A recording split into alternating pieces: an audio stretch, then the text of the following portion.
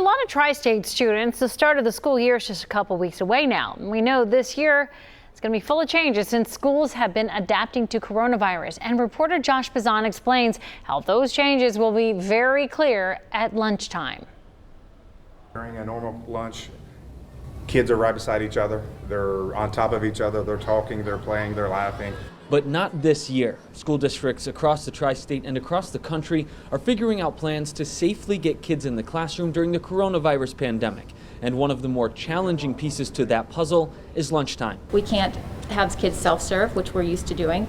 They can self-serve as long as items are pre-wrapped. So that changes kind of our whole mode of operation. That's where it becomes a stringent, detailed event, working with so many different dynamics. Lakota Schools has 23 buildings adjusting to new lunch policies this year. The district is limiting cafeteria capacity to 50% and using classrooms or gymnasiums for overflow space. It is distancing students and will mark tables to keep seats spaced out.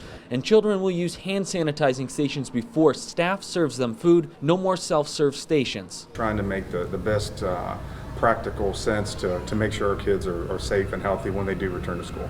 Lakota Schools worked closely with the Butler County General Health District on all of its back-to-school plans, wanting to get input and approval from public health experts before welcoming kids back inside. We'll be working with the custodians on a regular basis, and we'll be sanitizing all cafeteria touch points and tables between each line. Other districts in our area are following similar policies. Some are assigning seats at lunch, but not all. Cincinnati Public Schools plans to serve lunch in classrooms as part of its blended model to avoid large gatherings. Lakota Schools says it is ready for kids to come back, but knows the real challenge is putting these plans into action. It's been a win-win.